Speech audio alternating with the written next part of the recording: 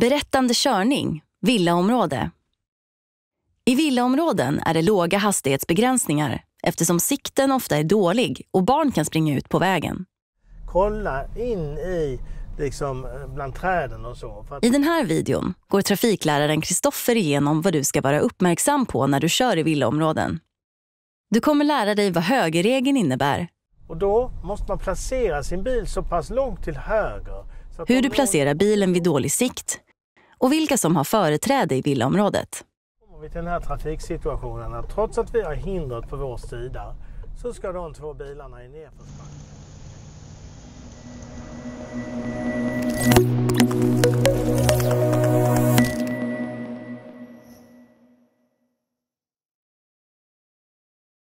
Ja, nu ska vi köra villaområdeskörning. Och villaområde är ju väldigt förrädiskt. Ser väldigt lugnt och fint ut.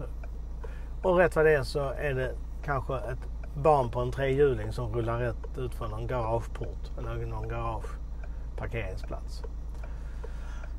Det finns lite skolor och så vidare, så dagis i sådana områden. Man gör ju allt för att försöka få ner hastigheten. Här är ett sätt, nämligen att man har gjort en försmalning. Så att man inte har ett gupp utan man har en försmalning istället. Och då har vi en försmalning och sen har vi den blåa fyrkantiga vägmärket med pilarna på där. Berätta vem som är tänkt att göra vad. Och som vanligt är i trafiken så är det ju rött, stanna, väntar. Det vill säga i det här sammanhanget ska mötande trafiken lämna oss företräde. Återigen som jag var innan på så är det ju det enkla faktum att ingen har företräde. Jag kan inte påstå att jag har företräde i den här situationen. Varför det är så? Det är för att om någon tänker lite konstigt och felaktigt så skulle det i så fall kunna bli så att om nu till exempel det kommer där, då skulle jag kanske sätta full fart och köra rakt in i den här bilen som kommer mötandes nu. Och menar på att men jag har företräde här. Och det har man då inte. Utan det gäller ju ett samspel med övriga medtrafikanter. Så mötet ska lämna oss företräde. Så att inte jag kan använda. Men ingen människa ska kunna använda lagboken. Och säga men här står det att jag har företräde. Om det står ett sånt här vägmärke som den här blåa med pilarna på. För så får det ju aldrig lagtexten kunna tolkas. Därför så har heller ingen företräde. Men lite om det. Startar vi från vägkant. Se oss för och blinkar ut. Så. Tilläggstavla till gåskylten. Det vill säga skolväg. Och det syns ju ganska tydligt att det är det också. På avstigning, lastplats 25 meter. Och här behöver det egentligen inte finnas någon hastighetsskylt. Det är ju ganska logiskt, eller jag hoppas att det är logiskt att det är maximalt 30 km i timmen. Att det är logiskt för alla. Har vi lite dålig sikt i kurvan uppförs. Och vi vet ju faktiskt inte om det kommer kanske en sopbil eller något sånt där. Så att då får vi hålla oss lite till höger så vi tar säkerhetsmarginal ifall det kommer.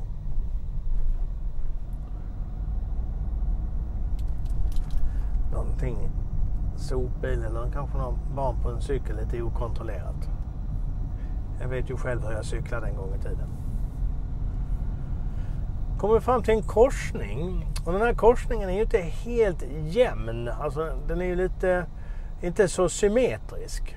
Det går lite snett här, går dit och lite vänster ditåt. Och då fungerar det så här att lagen om blinker säger att så länge du har för avsikt att svänga, vända, start från vägkant, byta av körfält, ska du blinka.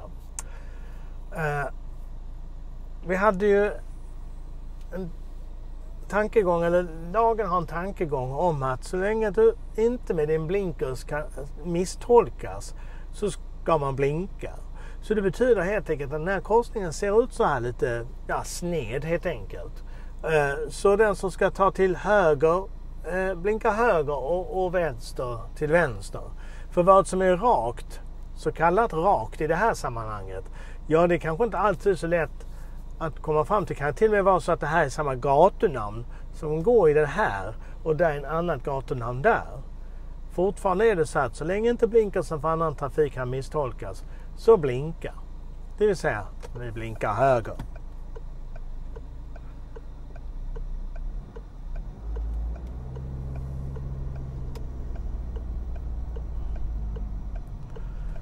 Här har vi ytterligare försmalningar. Här har man inte satt att vägmärka vem som är tänkt att göra vad. Vilket innebär ett samspel. Har vi folk som lastar i eller ur bil. Det är ovanligt när man kör på i villaområde. Nu har ju vi hindret på vår sida. Vilket innebär att om vi får ett möte nu så måste vi lämna dem företräde. Jag väljer att blinka vänster här för att det är mindre troligt att någon tänker sig att jag ska köra in och parkera.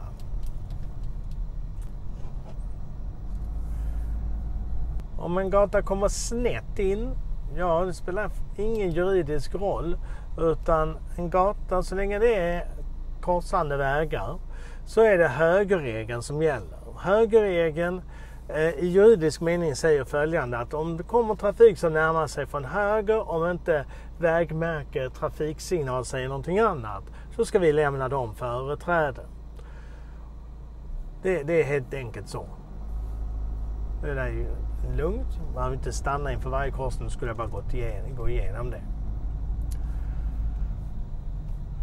Har man god sikt i ett sånt här område, då kan man faktiskt placera bilen lite mot mitten.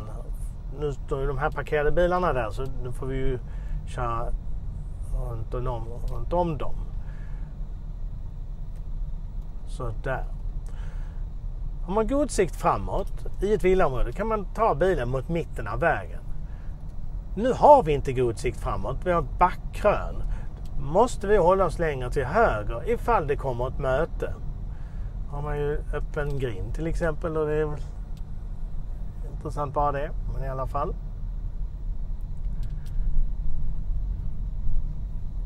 Vi har inga vägmärken, vi har inga trafiksignaler eller poliser som säger motsatsen. Alltså får vi en högerregelsituation här.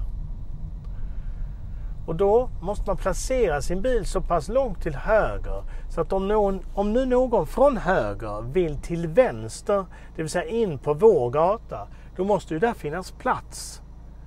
Annars är det ju ingen idé med högerregeln. Så därför ligger den långt till höger. Så att det finns utrymme för eventuell trafik som när man ser från höger att komma köra förbi. Ja, sen kommer det en högerregel direkt. Så här kan det alltså nu se ut i villaområdet. Vi har alltså 2 gator som ligger precis i rad.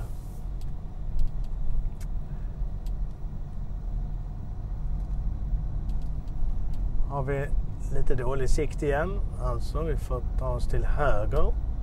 Så att om det kommer ett möte. En liten gata från höger. Lagen säger ingenting om hur bred eller smal den gatan är. Det är fortfarande högerregeln. Sen kan det ju vara så i en verklighet att de som kom den lilla gatan där, de kanske brukar vänta. Och väntar de på oss, ja, då behöver man ju inte vänta på de som väntar på en. Men man måste komma överens om det först, att de väntar. Inte ta för givet att de väntar. Samma sak här, dålig sikt från höger. Nu är sikten ganska bra här framåt.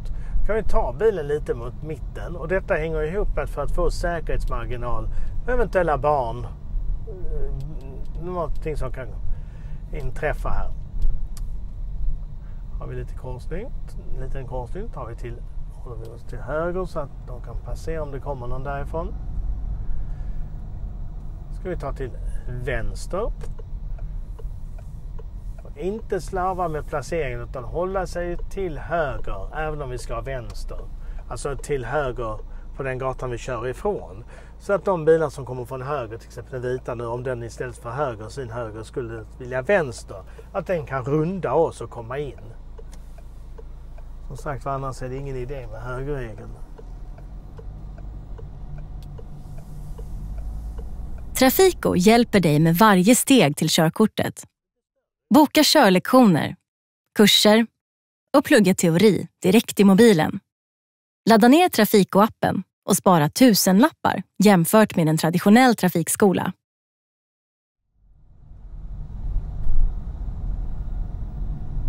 Det är väldigt vanligt med högerregeln i villaområden. Här är en högerregelskorsning till. En försmalning, lika mycket på var sida. Så är det ett samspel om vi nu hade fått ett möte. Här har vi varning med ett lodrätt streck. Det betyder varning annan fara. Och vad annan fara är står med en tilläggstavla utfart.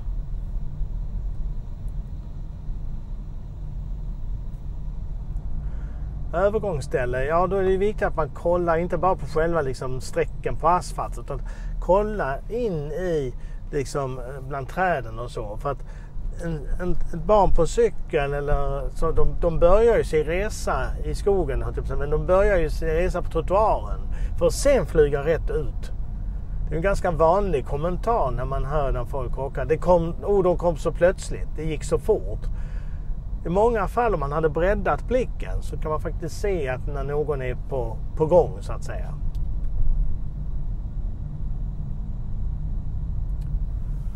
Ja, nu ska vi in vänster på en liten gata och nu kommer vi från en försmalning här, så nu blir det till att blinka vänster. Ta bilen till höger, för kommer det ett möte måste jag lämna dem företräde. Och så att jag kommer in på den här gatans högra sida.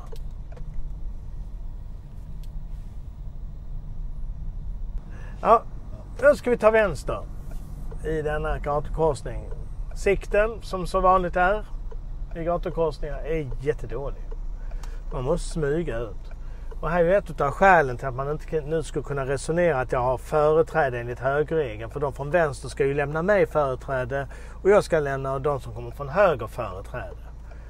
Så här är ju ytterligare moment kring det om lämna företräde. Ja. Bilen kom ju för mig väldigt plötsligt, men det är ju så man i villaområden. Dålig sikt runt kröken för att hålla till höger. Ju bättre sikt vi får, ju mer mot mitten vågar vi köra. En liten gatukorsning. Kan ju bara tänka mig där på vintern och det är jättehalt nerför en sån brant nerförsbacke. Spelar det ingen roll hur mycket den bilisten vill stanna.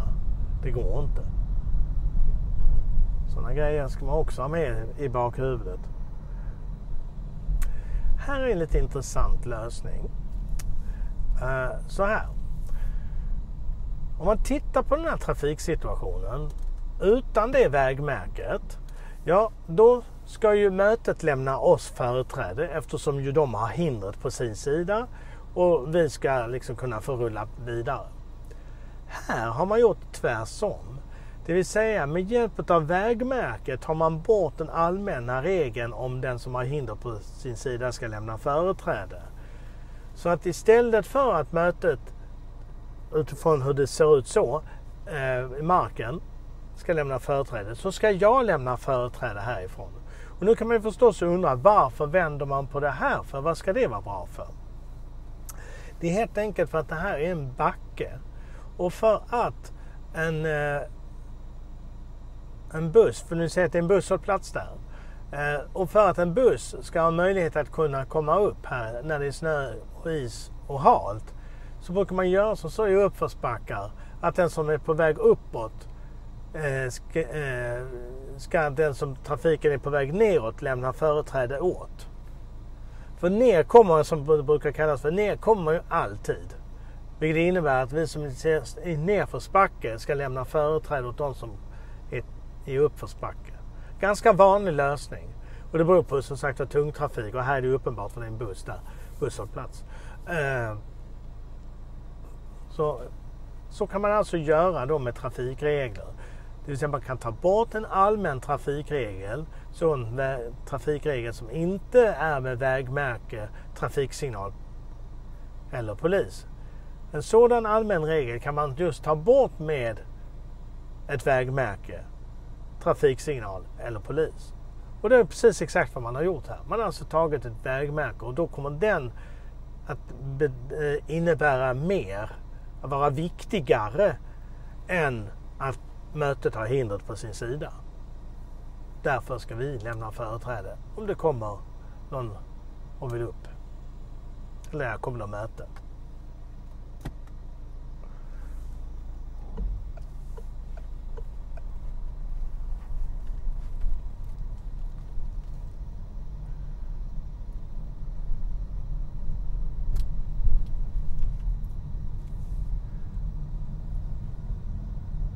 Ska vi ta till höger. Och då vågar han ju köra vidare eftersom vi ska att vi inte korsar varandra.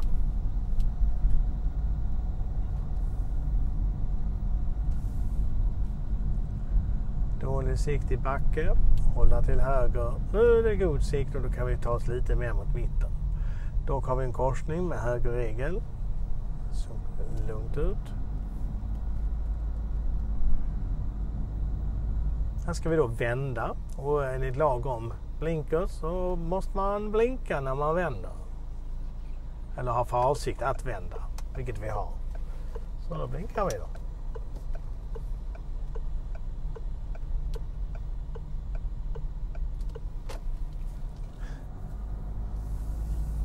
Och har ni någon fundering om blinkers eller inte blinkers, eller ja, om man ska blinka eller inte, så är det som man har den här grundläggande tanken om: kan min blinkers för annan trafik missvisas eller misstolkas?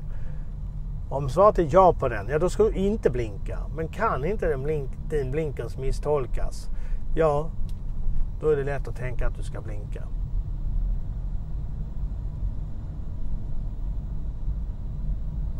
Kommer vi ner till en gatukorsning. Ja, lite inne på vår halva. Får jag lov att fortsätta rakt fram? Nej, det får jag inte om min avsikt är att göra en så kallad genomfart. Men förstås om jag ska besöka ett företag eller någon boende där, ja, eller bo själv där, då får man ju självklart köra in där. Men det är alltså motorfordonstrafik förbjuden vid genomfart. Min avsikt är nu att ta vänster. Och nu var det ju så här. Kommer vi till den här trafiksituationen att trots att vi har hindret på vår sida så ska de två bilarna i nedförsbacken vänta.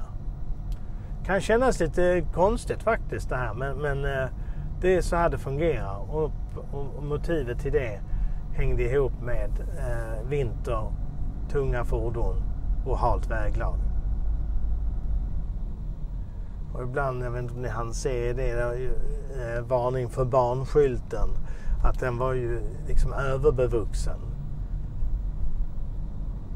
Det är ju det som så att säga är nackdelen nu när det är sommar.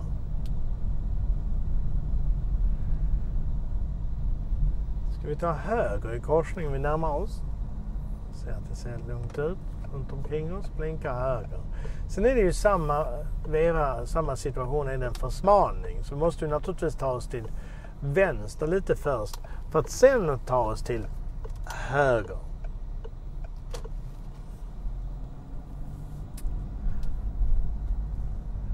En liten gata, spelar ingen roll hur liten den är ner, det är ändå högerregeln.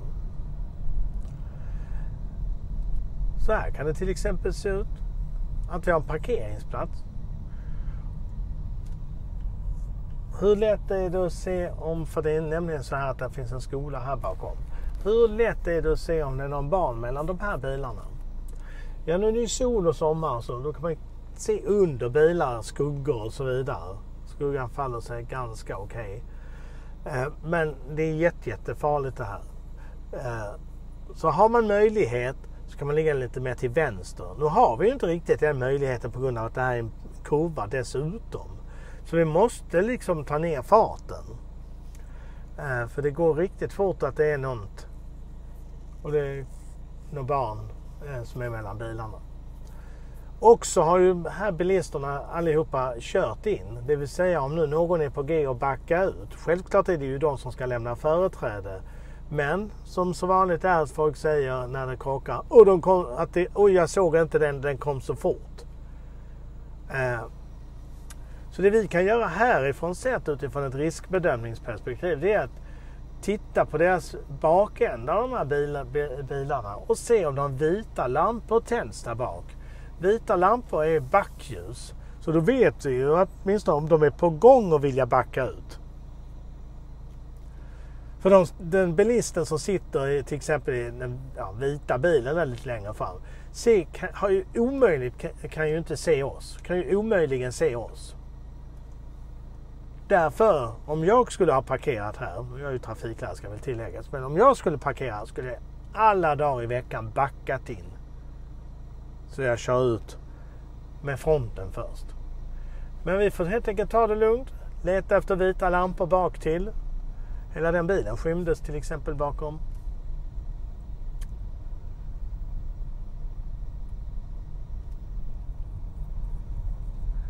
Till och med en trottoar som går igenom.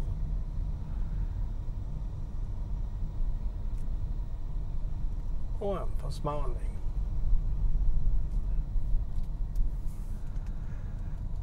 Jag ska ta höger. Som sagt, vad som är höger rakt fram och vänster här, det kan ju vara svårt att veta när korsningarna är lite sneda.